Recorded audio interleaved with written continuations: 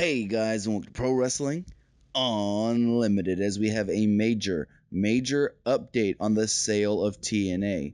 All the moving pieces going on, who's involved, the different ways the company can be sold, who wants what, and everything else that we do know about TNA and Dixie trying to sell the company. Let's start it off with WWE. We all know that WWE wants no more, really no more, than the tape library. Now, some are saying that there are a couple talents in TNA that WWE may want to sign, but it's unsure exactly who those guys or girls are.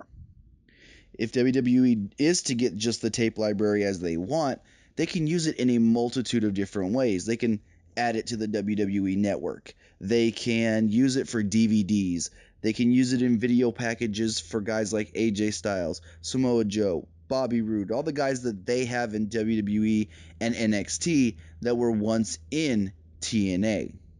And there's actually a couple different ways WWE can get the tape library. We're going to talk about that in a minute. But talking about WWE not too long ago invested in a company called Flow Sports. Now, I can confirm that Flow Sports has been in contact with TNA in regards to purchasing the entire company, and I guess that would mean they would run it. They would keep it going.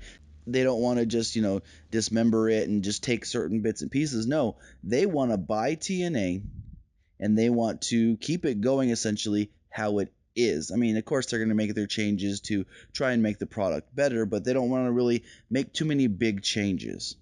How WWE would fit into that, they're, I guess, shareholders in Flow Sports now as they've recently invested, so they would have you could maybe say they would have a little stake in TNA and they could get things from it, but I don't know exactly how in-depth that would go.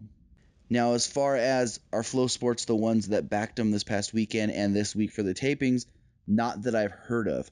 Still, there is no word on exactly who footed the bill for Bound for Glory and the TV tapings that are currently going on right now. Some are saying that Dixie got the money from herself. Some are saying Dixie found another investor. And some are saying that it could possibly just be Billy Corgan, and he doesn't want to go public with that. Now, on the topic of Billy Corgan still wants to buy TNA, but he is saying that if he buys it, he's going to rebrand the company. And not just rebrand it, but the way he's talking, he's going to change the graphics and the look of the shows, change the name of the company, change everything. Essentially, he's going to reboot TNA. Now, when you reboot a company, you don't care about the past. You don't care about the history. You essentially don't care about what came before it. All Billy really wants is all the production equipment. He wants the wrestlers that are under contract.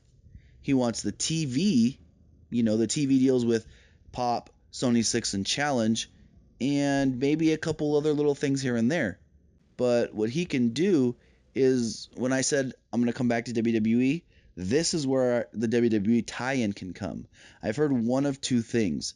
First off, Dixie could sell the tape library to WWE for, I don't know the exact amount she would sell just the tape library. I did hear $7 million, but that was when it was for the whole company, so I'm not going to give a number as far as just for the tape library, but she could sell WWE the tape library, even though now she went on record saying, I'm not going to let WWE buy the company and shut it down. Well, this isn't buying the company and shutting it down, because you sell them the tape library, then you can sell somebody else, like a Billy Corgan that doesn't want the tape library, essentially, sell him the company to do what he wants with it. Or another scenario I have heard is that Billy Corgan buys everything. The tape library, the company, the production equipment, the TV rights, everything. And then goes to WWE and sells them the library, making back some money on his initial investment into TNA. And I've heard this from a couple different people, and even Justin LaBar of WrestleZone is stating that they're looking at selling the tape library to WWE and the TNA company, the brand, I guess you can say, the guts, to Billy Corgan. And that's really the main consensus, I guess you can say, the the major going arounds of what people think are going to happen right now. Billy buy the company, WWE get the tape library, Dixie no longer involved. Like I said, Flow Sports, I don't know how serious their talks are. I just know they've had talks. Now, you have to also keep in mind, all that has been going on are negotiations. Nothing is being finalized. They're all negotiations. And we've heard in the past, like with Aerolux, their negotiations almost became finalizations before Dixie pulled out. And she's done this multiple times before with investors and sponsors and stuff, where she would talk to people and say, okay, you want X percent for this. And then right before the pen went to paper, she pulled out. She stopped the negotiations. She stopped the deal from happening. So essentially, it's imminent. This can come at any time.